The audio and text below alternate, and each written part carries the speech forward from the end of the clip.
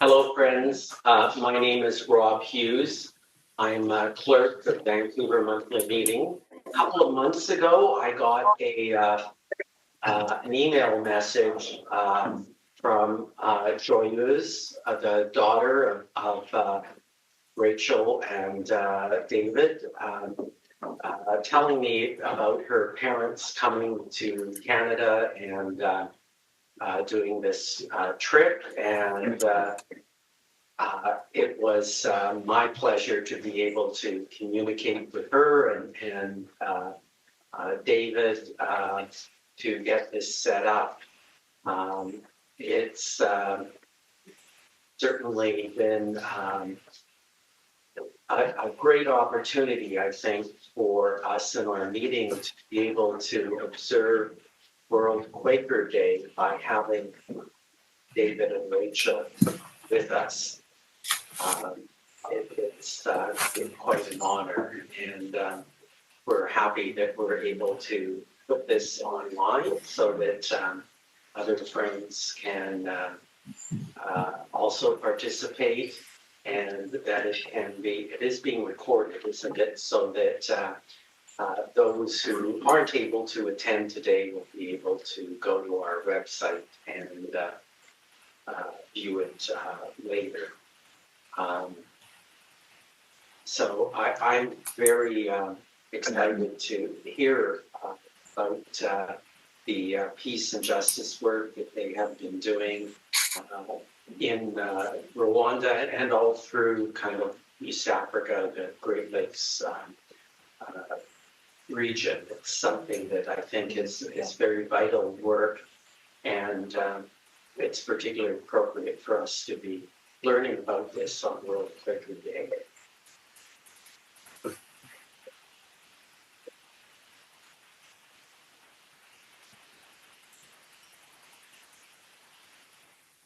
Thank you for welcoming us.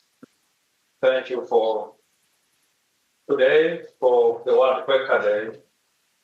And it's an honor to be here and to share stories from Africa Great Lakes Initiative.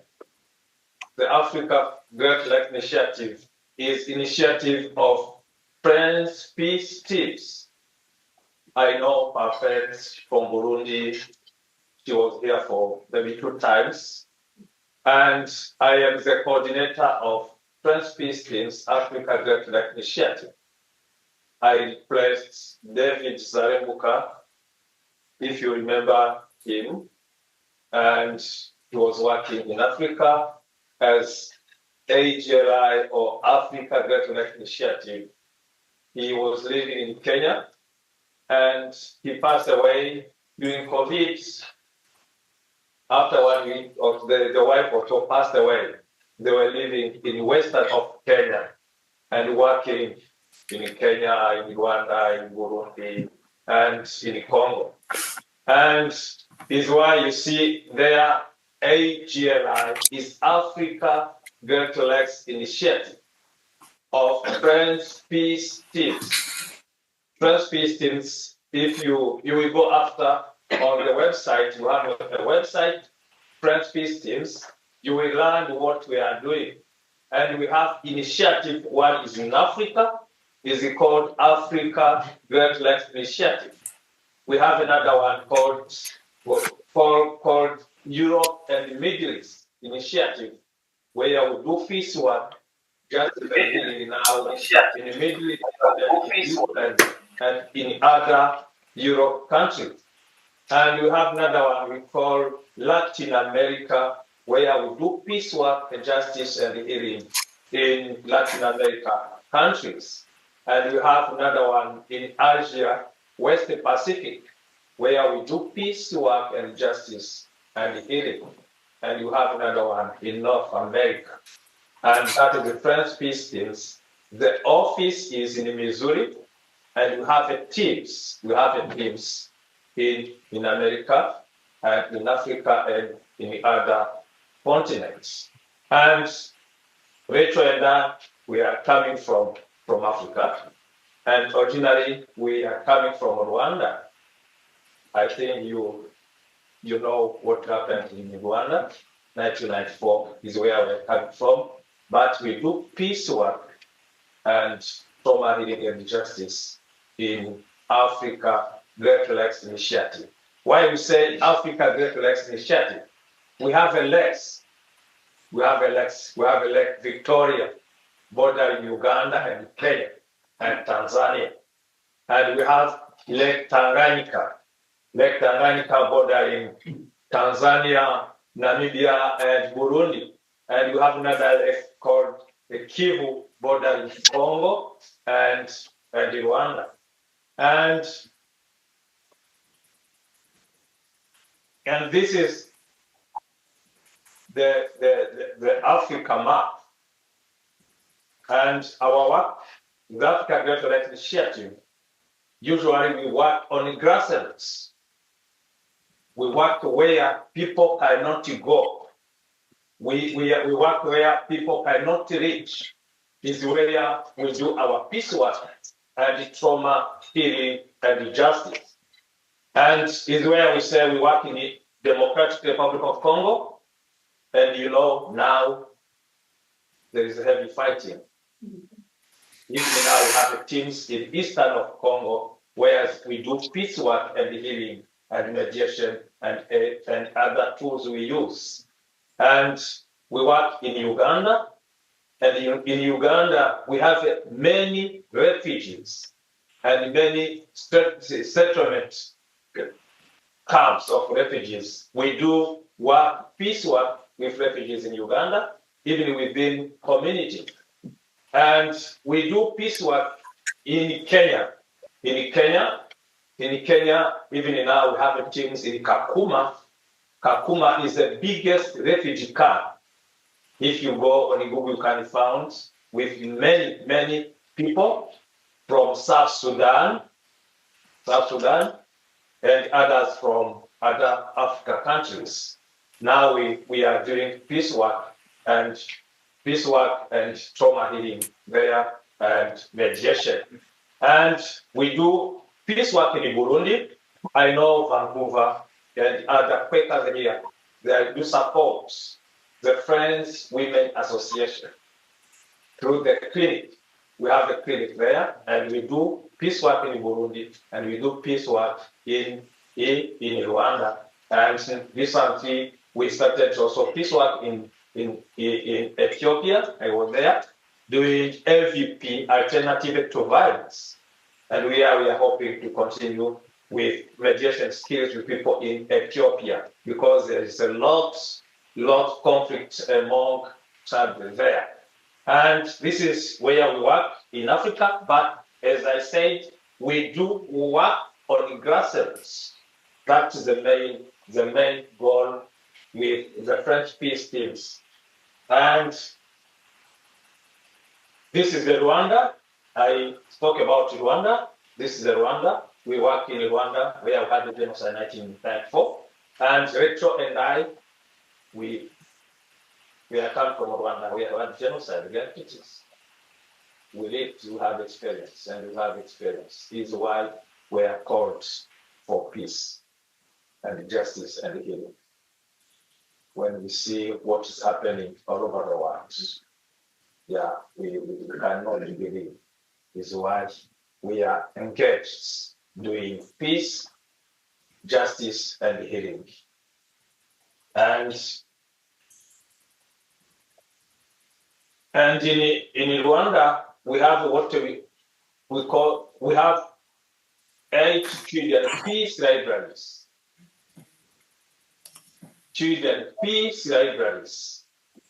Children peace libraries where children come and read the books. And also, we do train children in conflict resolution. They come, and most books must be peace books. And they do read arounds, they do peace debates, and we do peace clubs with kids. And where we have those 8 children peace libraries, the schools around, they do send children to our libraries. The children come, read. And why read? Sometimes it's not easy to. But in Africa, the culture of reading is not, no, I can say, is not our culture. Is why we said when the children come and start reading at little age, they will grow with the culture of reading. And also when they come, they learn peace and justice. They grow with the culture of peace. And we are hoping, we are preparing the future readers in our countries. Is why we created the Children Peace Libraries. And we have teams in the US. We work together. We do collect peace books, and also we do collect Quaker peace books. And most children, when they come, they select books to read. And that is, yeah, if you remember in Rwanda, we shifted from French to English in 2009. Yeah, also the books are helping children to afford the English books. And that is, we have programs in Rwanda. As I mentioned, Children Peace Libraries, we do alternative to violence program. This is a Quaker program, AVP.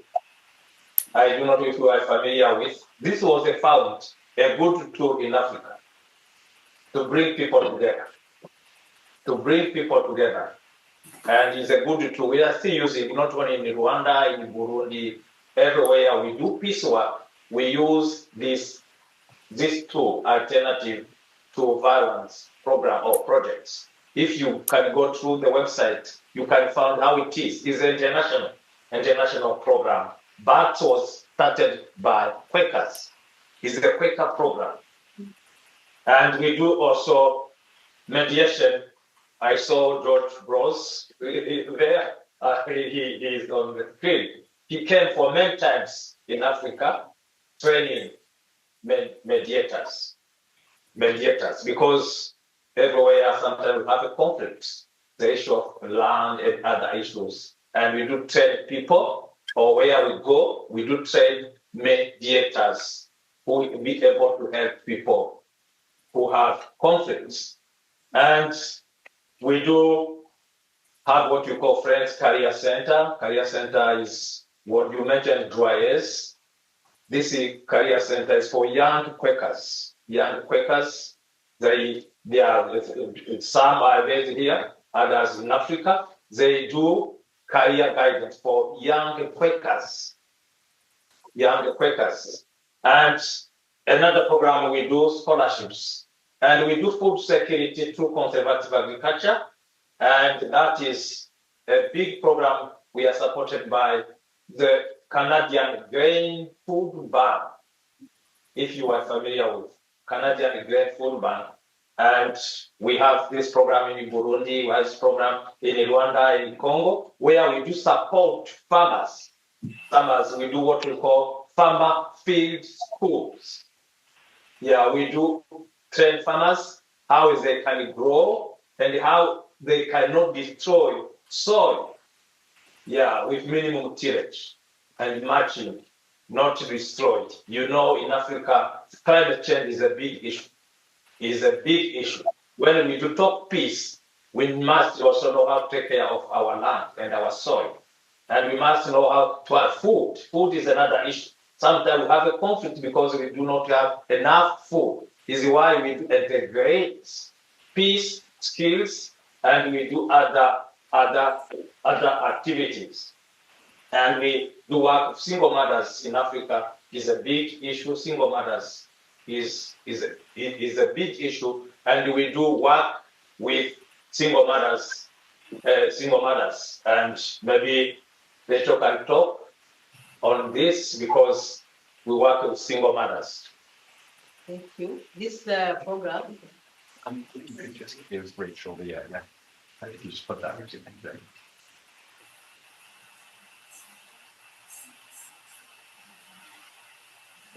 This program Will you for please mute if you're not the speaker? Because it's hard to hear him. um, working with girls early pregnancy and because of family conflict and the domestic violence. Today, the world will have very many people with conflict, especially for couples, many divorces. We don't know, maybe it is because of the consequence of genocide. Because those people who are married today, they are people who born during 1994. And to build families is not easy, and the children are affected. When they become pregnancy, the family chases them out. And some, they know where to go with their children. They can go to the neighbors can chase them out, they can go somewhere, they chase them out, and we bring them together for mental health, to help them to do the income generating activities, to help their children, also to help them to know how they can live their own life.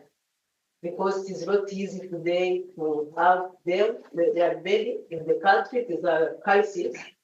That is why we say let us work on it and help these girls to know and to start their life doing income generating activities, also to help them in the healing and the mental health. That is what we do in Single Mothers. Okay. Thank you. This is in Burundi, is in Rwanda, is we want to even in Kenya.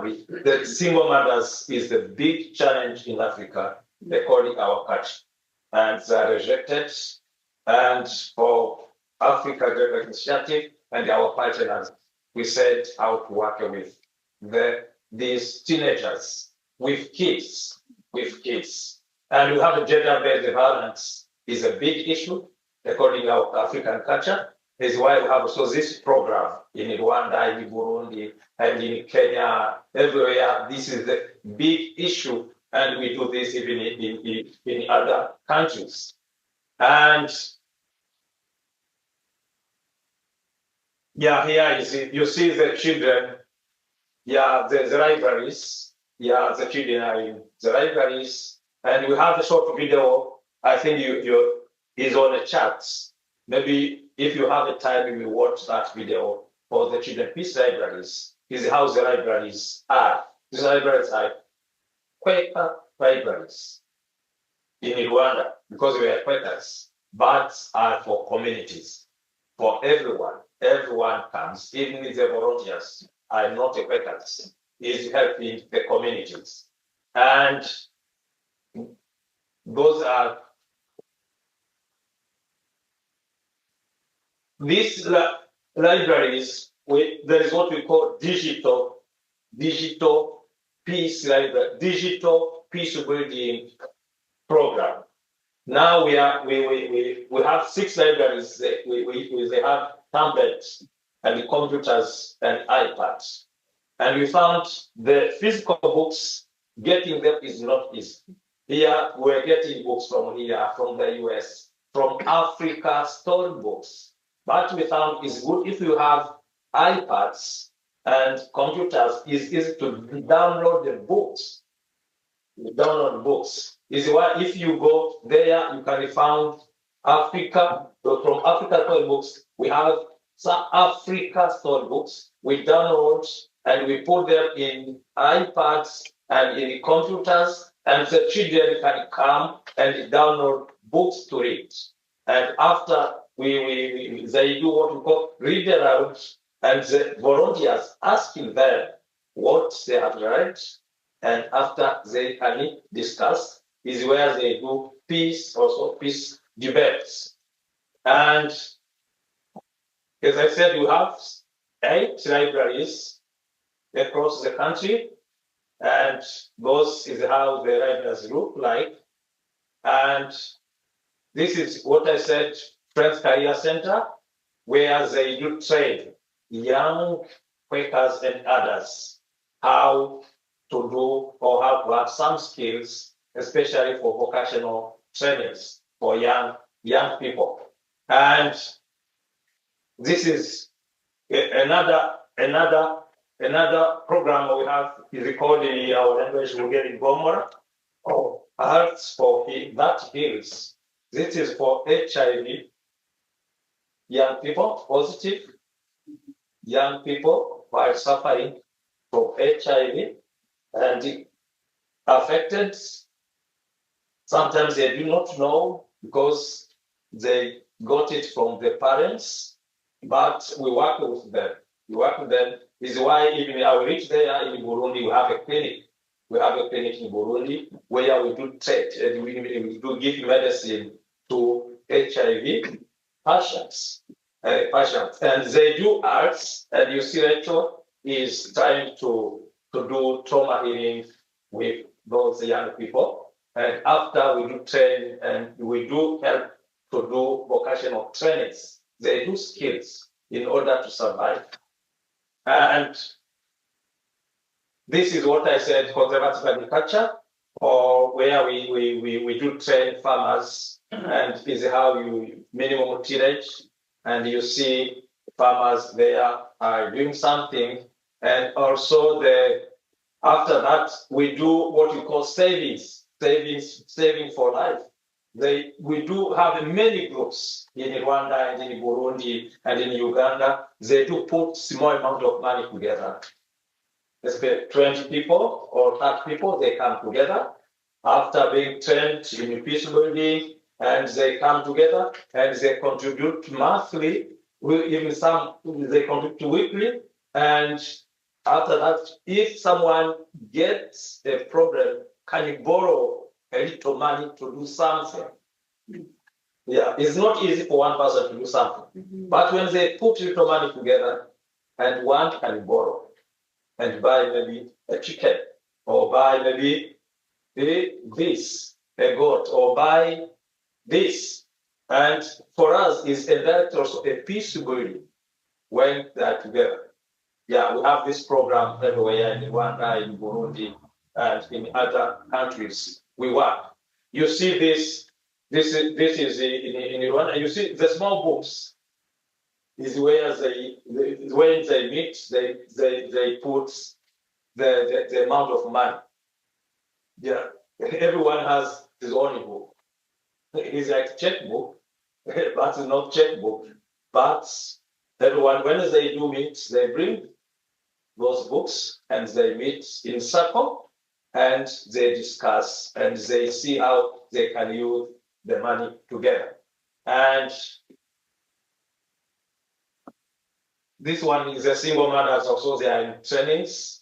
Yeah, and what Rachel mentioned, then trainings. They do trainings. They do trainings from age 15 to 30. They do trainings for different trainings. Yeah, trauma healing and other even mediation, because most of them have conflict with their parents or with their relatives. They must know those skills in order to live in harmony. And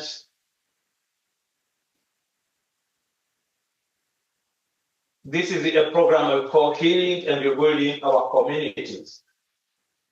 Healing and Rebuilding Our Communities. This program was originated in Rwanda and in Burundi. And if every year we do get people, they do come to Rwanda or to Burundi to learn. Normally it's 12 days. That you come, you do basic, you do advanced, you do TOT, you do apprentice workshops. And after you come back, yeah, I remember we had two from Canada some years back when it was started 2001. And we're having many from the US, even from Europe. You come and you learn. You do trauma healing workshop with people affected. And you are trained with them. And after you do apprentice workshops with them, and you bring back the skills. And this last July, we had one in Burundi, and we're having also in Rwanda. Even next year, we are planning to have one in Burundi and in Rwanda. This we call healing and rebuilding our communities. Yeah, it's trauma healing, but communities. And yeah, Europe of trends with HIV people, in Africa is a big deal. We do healing and building our communities with HIV people affected. And this is in Uganda, as I mentioned, we do peace work and healing and justice in Uganda, where we work with Quaker there, and we work with the refugees, and also we work with different communities in Uganda. And this is a kind of a training you will see in Uganda, is that, even with they do mediation and they do FVP, and after that, they go to communities to do the same or to help the communities. And this is, you see how even the children, we do children even in Uganda, peer mediation with kids in Rwanda and in Burundi. When I say is in Africa Development Initiative, the programs we have, peer mediation. Where we believe when the children grow the cultural peace, we will have in the future good leaders with peace. And here in Burundi, I know Perfect was here for many times. We have in Burundi, though recently, as I said, in July, we had, this was international training. But after when they were doing apprentice workshops, they went to the refugee camp. We have refugees from Burundi now, from Congo. Now they are in Burundi. And now they went to do apprentice workshops with refugees. You see the outside. You will see we have the white here. From Germany, and he has come to that. And now, even we had some from Congo, we had some from other countries, and now they are doing Europe apprentice workshops. And here is French Women Association. I do 10 people here in Vancouver. They supported for many years. The clinic in Burundi. The clinic in Burundi was started by Quaker women. Some years back. It was in the remote area that time. It was after conflict and the war in Burundi. But the Quaker women came together and they started what you call French Women Association. And now we have a clinic. We have other programs under this program. And maybe some of you know Perfect. And if you can go to the website, there are French Peace Teams, Africa Development Initiative, or you go to French Women Association website, you can learn. We have many things we do in Burundi, but we do 10 people here. You see now we have a maternity, and you have a clinic. We do give medicine, and you have maternity. That is a new baby now to that maternity, and we still need equipment, but we do 10 people who support this clinic. And now is a big issue because of USAID cuts. It's a big issue for medicine, even everywhere in Rwanda. Even within the refugee camp, is a big issue we are having now. Now, not easy to get medicine, but what to do? Especially for HIV people, it's not easy. Because for us, with this clinic, we were giving medicine is free. We do tests, and when you are positive, we do give medicine for free. And it's a challenge, and even within some refugees. But I know you heard about this. Through the Women Association, we have what we call Women Self-Help Group. And you see, we do those women affected by HIV, they are into groups. They do grow. That is the rice, they harvested rice. Rice. And they do other activities. You see, this is the Perfect. Is doing a hero training. With other women. Perfect doing a hero, healing the building of communities, training. with other women because we do receive women coming to the center in Burundi. And in Kenya, we do have in Mount Elgon, we have Peace Center. I think my brother maybe knows Mount Elgon. Yeah, and I think you heard about David Zaremka. Yeah, and we do FVP in Kenya. We do Dignity for Get Peace Dialogue, mediation. And in Kakuma now, we have teams from Kenya, and they are now in Kakuma refugee camp doing workshops. And even this recently, this one, you see a white lady, and it's called Catherine, and she comes from Oregon. Yeah, even now she's there because she came for maybe 10 years ago. She came to be trained in Rwanda, and since then she's informed. She's a Mennonite and she's a lawyer. When she takes vacation, she goes to peace building and healing. She's not a Quaker, she's a Mennonite. Even now, she's in Kakuma. Yeah, in a remote, it's not easy to reach there. Yeah, you know, peace is a sacrifice. Yeah, especially in Africa. Yeah, it's not easy. But even now, she's there. With this guy called Peter Sereti from Kenya. He's our AVP, facilitator mediation, and you see, they do training outside. Is outside. Yeah, is outside and sometimes is art. Yeah, and yeah, most refugees are coming, as I mentioned, from South Sudan. Some are in Jinga and Jinwa, most of them are in conflicts. Yeah, they flee with conflicts. When they are in refugee camp, they remain conflicts. And we do train. Yeah, and we do train and do create what we call peace committees within refugees. Yeah, peace committees from both sides. And this is in Congo. In Congo now, as I mentioned, yeah, in eastern of Congo, even now there's heavy fighting, even though they are doing negotiations. You heard that. Yeah, they are making negotiations in Qatar and in the US. But if you go through the website, you can see how maybe since 1996, we lost almost 10 million of people in Congo. No one says about it. 10 million. Even now, we are losing. Yeah, we are losing people in Congo, but they are in South Sudan. Yeah. Sometimes we do talk about Gaza, which is good in Ukraine, but Congo, no one. But you see, every day we lose people in Congo. We lose people in South Sudan, even in Sudan.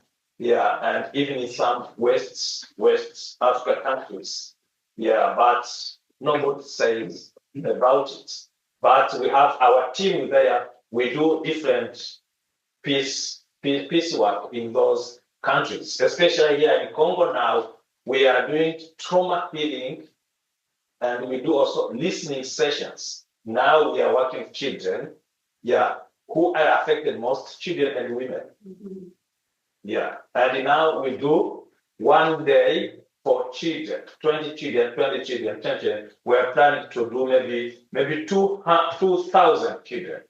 Now we ended up with 300. We are continuing to do listening sessions with kids who are under. Now with eastern of Congo was captured by the representative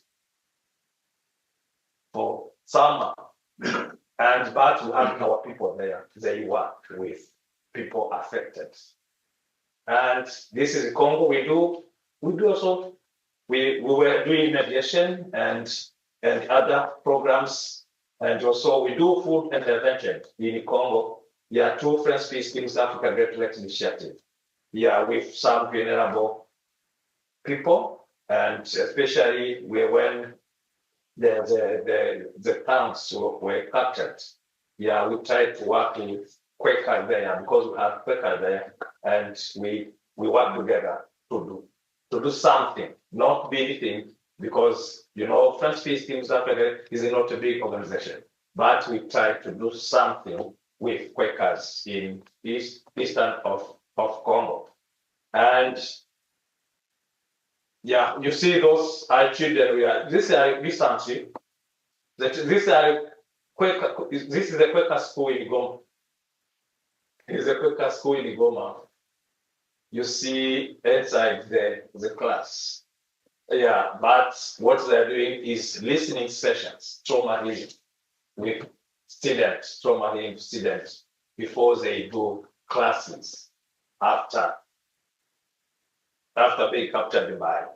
Even this, you see our children.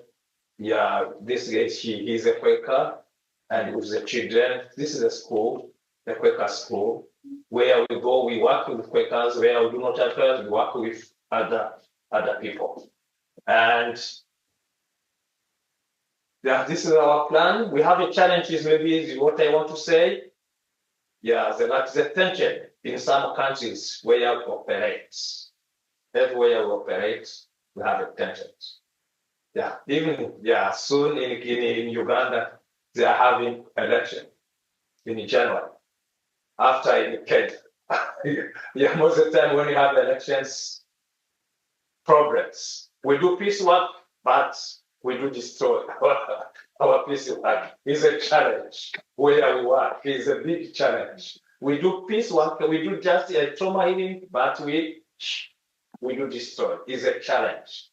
And that is what we need maybe to hold every time the lights for peace building.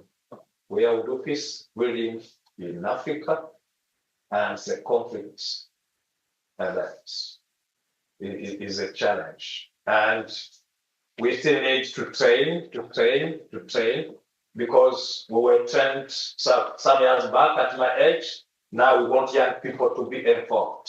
We need young people to know what we are doing. We do train.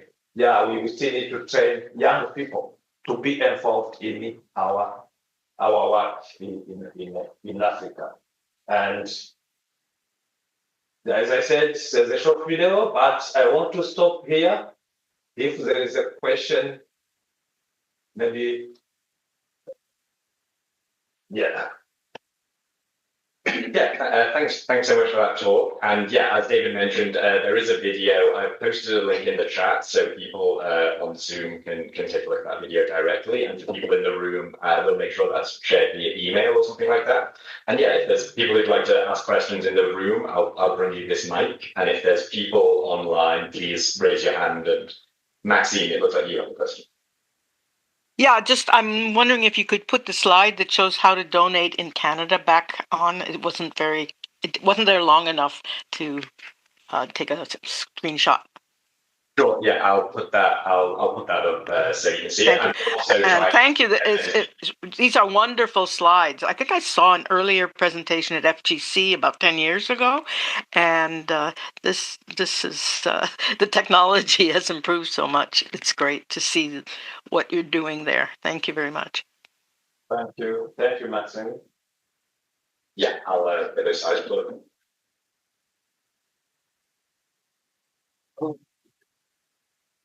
We described there must be situations where it's too dangerous to send peacemakers in.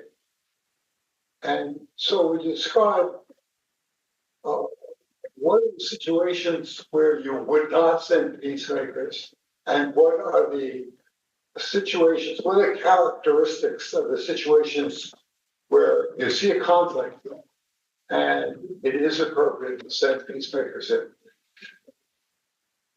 Well, I think for me, as I said, for Africa Great Lakes Initiative, French peace teams, we do focus on the grassroots. Where people cannot go is where we decide to go. Sometimes we do not say this is a difficult time. This is a difficult place to go. As I mentioned, we have teams. As I mentioned, even in Kakuma, to reach there is not easy. In Kakuma, my brother from Kenya, he is not easy. There's no flight, even buses. Yes, sometimes we send our teams, our peace builders to go there. Sometimes they attacked by people but on the bus. Yeah, you can not say with the peace building is not where we have a peace. Is where peace is needed. Is where we send our people. Is maybe what I can say. Trauma healing is needed where people are traumatized. They do need trauma healing. We work with teams. This is why we said French peace teams. We have teams in Burundi, we have teams in Congo, we have teams in Uganda, we have teams in Kenya, in Rwanda. Trained. Some are trained in mediation, in AVP, in trauma healing, and in other peace skills. And we do send them well. Sometimes it's not easy. Me, I remember when I went to train to do peace work in Congo. Some years back, I was kicked by a motorbike. If you see here, I had it. I was found myself after 4 hours in the hospital. And who came to see me? My wife. Yeah, she traveled from Rwanda. She crossed Congo to see me. Peace work is a sacrifice, is what I can say. Yeah, is a sacrifice. That lady catering. I remember 2 years ago when she came back from Uganda and Kakuma. She got sick in Oregon. She suffered. She got malaria and she did not know. And she went to the hospital. She did not think that is malaria. She was almost to die. To die. But finally, they discovered. But now she comes in Africa most of the time. I do not think if Catherine will come back. But she said, no, I can come. It's maybe what I can say. This work needs a sacrifice, especially in Africa. Are there characteristics of situations where you won't go? Communities where it's too dangerous to even begin. Yeah, like now, maybe I can say in Congo, we have some towns captured by the rebels, but we have our teams where the towns captured by the rebels. They do, and they go there. And where the government is really, we have other teams there, both sides. Sometimes it's not easy. It's not easy when you come from maybe east, you go another place. But if they know you are a peace builder, sometimes there's no problem. If you are not a politician, peace builders, we must be neutral. Yeah, we are there to serve communities, even though we have challenges and problems. But peace work is a calling, is a passion. That is maybe what I can say. Thank you. Yeah. I have a question, basically a point of information. How do you define youth? I noticed there are a number of programs that you've put together for youth, and I'm just wondering what ages are involved. How do you recruit people, youth, to actually participate in this, and do they have to require a recommendation from some of their home community or something? Anyway, a little bit of unpacking of how that works for you. Okay, thank you. For you who have children, it's up to 15. Up to 15. To 15. Yeah, to 15 for those libraries. And from 15 to 30 or 35, they are youth in Africa. Yeah, it is how we work. Okay. Yeah.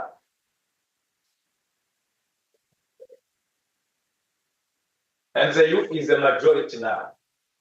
We met as a peace organizations, Africa, with other peace organizations were what to do with young people today.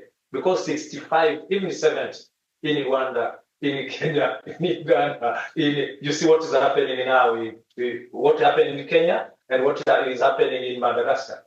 They are people, it's easy to use them to manipulate. Is what we were thinking what to do with young people. Maybe mine is not a question. I wanted to provide you a context why you see David and Rachel are great peace advocates and mediators. Remember, he said from Rwanda, but then when he started, he said his Tutsi.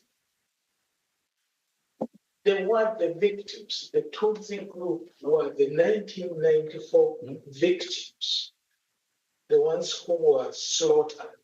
So getting somebody from the victim being the peacemaker, you can see the trust and the courage he has.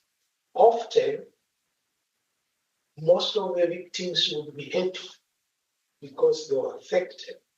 That's the part you see my brother and my sister here. From the affected, the community that suffered, they're extending a hand. Anytime they give that testimony, then that's when you see peace requires a refusal of hate. And that's what he's saying, they hate it. So you can sacrifice your own life. David the Rabuka, your fight, was like my brother. And any time he went in the whole region, that he's referred to David, they were all peacemakers. So him taking the Quaker, the Friends' Peace, and heading that, you can see the trust. The other group that actually attacked and did their whatever, they have found it for him to go there. It means they also find trust in him. Because peace also requires trust. And in Africa, as he said, most people are moving around. So having kids learn about peace from, that's the program I really credit. It's because their parents tell them we were victims, we were what? But when you teach them peace, you are telling them, it is from here we move forward. We don't want what happened ever to happen. That's the context I wanted to give you to see why he's so determined. In the Congo, groups are fighting, but you are there trying to do the same. Now, the key one also I wanted to bring up, because I work in a context where you get students from both sides. And you mentioned, for example, Southern Sudan.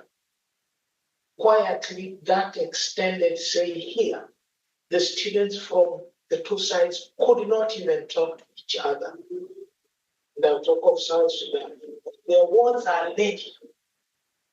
Moms, if you're here, whatever, know that also what Rachel is doing, you can be great peacemakers. Sudanese lady would sneak to my office and say, they are not talking to each other. They don't, whatever. So I would arrange a meeting somewhere to get them just to talk. And it's never easy. Thanks, my brother, for what you are doing. But I just wanted to give that context to see the heart. If you are the one heart, actually you have even more responsibility to extend a hand of peace and the spread around them. Thank you. Thank you.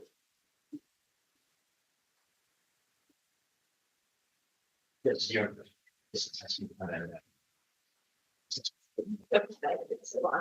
Accidentally pressed a button.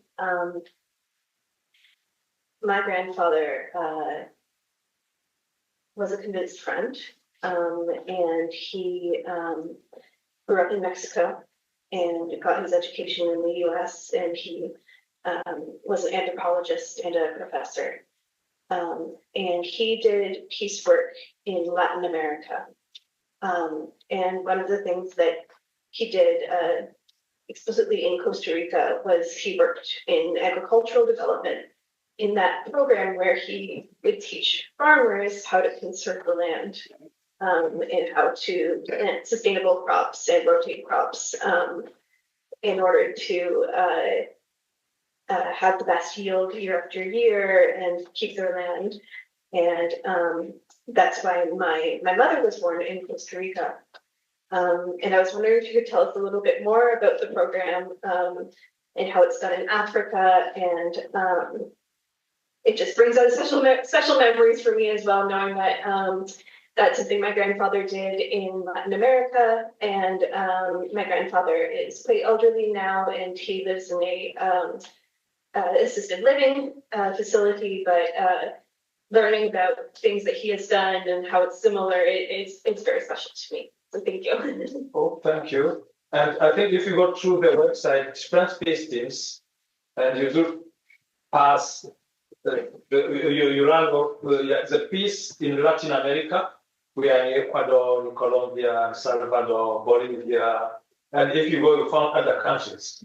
We are not in that country, but for us, French Peace, we have a team there. You will see our initiative. We are working there, and it's not easy sometimes to go to Colombia in Ecuador, but we have teams. They do peace work in both countries, and you still want even to expand in Latin America.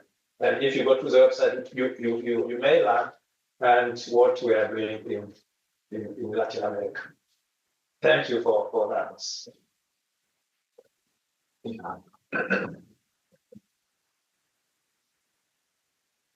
Thank you, friends. That was a beautiful talk. Such powerful work. And I just hold my hands up to you. That was just, it's incredible, the work that both of you do. And I was particularly interested in the work with women experiencing violence, working, because you were saying that we know in war zones and times of insurrection and things like that, that usually it's women and children that are the most impacted. And I'm just curious to know about working with women, because you were talking about trauma healing, and just if you could maybe talk a little bit more about that. And also, it sounds like a lot of it is peer, like teaching other folks who are peers how to do that work and sort of making it replicable in that way in community. So if that makes sense, I'd love to hear more about it. Thank you. Thank you so much for the question. As you say, you have the culture. In our culture, really, we say that women are suffered because it was a culture where women can't go to school. Parents say no, because you are a girl, you can't go to school. Because you are a girl, you can't do this. Because you are a girl, you can't do a business. Because you are a girl, you have to stay at home. And we grew up with that culture where women themselves, they feel that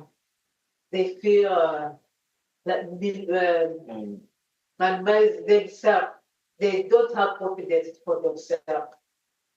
And the time we started talking about women, it was even the problem, because women resist. They don't want even their women, their wives to go to school, to work. They say, no, women have to stay at home, looking for children, take care of children, doing the domestic activities, until the time women stand themselves, saying, no, it is enough. You have to go to school, we have to do some activities. And the time we have started, there are some women who said, okay, let us start slowly by slowly, by sensitizing other women, how they can start doing something. During genocide, and even after genocide, it is where women started really having a strong understanding of their rights. Because when the genocide is finished, we found as a women take care of children, doing many things. There is no men. Men were few. They started even to go to build houses, to do many activities for life of their children. And at that time also, the government started also talking about women's rights, started also including women in different activities, and also encouraging girls to go to school. But still not enough. That is why we still fight with that culture, because as I told you, when our girl is pregnant, is stressed out the family. Because in our culture, the girl must sustain, must not have a baby when he is stay at home. That is why we are still fight and teach women how to be confident, also to help them with trauma healing, as I said, because many of them are traumatized. Because you can find a woman working, doing many things at home, and the man is there like this. Bring me water, bring me food, bring me everything. Then sometimes many women say no. Now you have to change things, but we are still fighting for that. That is why we do many trainings. That is why those who are traumatized, we try to train on mental health, trauma healing, because when our suffer given through their families, as I said, when there's a conflict, every time the God has to take care of the siblings. When there's a conflict in the family, when the couples are not understanding themselves, the God who is in that family has to take care of their siblings. And it is really a big problem. Also, when there is other things which are the things which are small, it is a girl who has to do that. And the boy has to do the strong things, go to school, do the strong things. That is terrible. And you say, okay, let us start training the women and the girls to be confident, also to work on their wounds, that they can continue their life. Yeah. Yeah, it's why we do what we call gender-based violence trainings. Yeah, with women and women's rights, even children's rights. Yeah, and there's a time she applied for US visa, and they actually have to bring property. If she has property, and the whole property we have were on my name. When she brought that to the American embassy, yeah, she was told, no, you do not have anything. This is for David Bucura. But now our government in Rwanda checked, even in Burundi they are changing. Yeah, if we have a house, all is 50-50, we must share. And in Rwanda, even now, on 65% in parliament, women, and we are trying. And even within our teams, we do encourage women to be one of them. But it's not easy in Africa, and in Africa, the men were there, and the women there. This is why we do gender-based balance in Rwanda, in Burundi, in Kenya, as well. Yeah. Awareness of that. Thanks, thank you. I think I don't see any further questions in the room. I'll just. Oh, sorry. This is an informal question. Looking at how are the people in Rwanda reacting, the people you know, reacting to the genocide that's taking place in Gaza? Do you have any comments to make about that might help us understand things? Yeah, and I think what maybe I can say, for us, I mentioned, because we we lived. We know what is genocide. We wonder why even the UN does not do anything. And the genocide is continuing in Gaza. Even our government supported the independence of Palestine. Yeah, the government supported the idea. But for us, we do not. But I think Rwanda should be a lesson to learn in order to do something in Gaza. But for us, we say there's no lesson with UN. As I mentioned, when Dallaire from here was in Rwanda, and he called upon the UN, can I have more troops, more to come to stop? And instead to bring more, they called troops to leave the country. 1994. And Dallaire stayed with two soldiers. And if you come to where we have our headquarters of Rwanda Army, some people fled to that school where the peacekeepers were. When they left, immediately the people who took refuge to them, the killers entered. They started killing. Is closer to our head. Yeah, and for Rwanda, we should say never again genocide. But when we see what is happening, you wonder. If I was able, I should stop because I know what is it. We lost people in Rwanda, 1 million within 100 days. We lost friends, children, and we should do something in Gaza. But we are there to advocate and to lobby and to do something for Gaza, is what I can say. But it's bad what is happening in Gaza. I'll just, sorry, I haven't been monitoring online, so I'm not sure if there is someone online who has a question. If you just put your hand up. Otherwise, I think I just may say thank you for coming and thank you for your talk. And yes, I will leave the donation information up, and I'll make sure that gets sent around via email as well. And if anyone wants to come up and take a photo of it or whatever, I'll leave it up for the room as well. Thanks for coming. Thanks for joining us. Yes, thank you. Maybe 1 minute of silence. Remember those in Gaza, those in Ukraine, those in Africa, those who are suffering, even in the US, those, they are bringing people to Africa, immigrants. And 1 minute of silence to remember.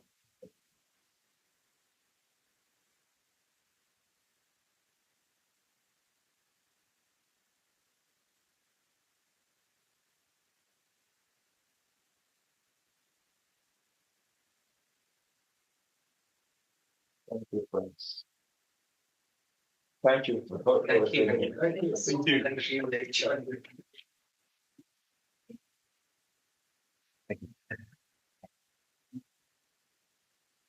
Together photo with.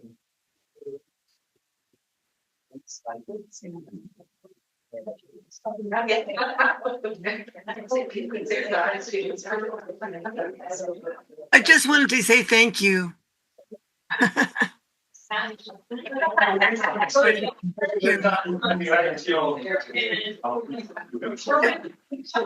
you. Thank you.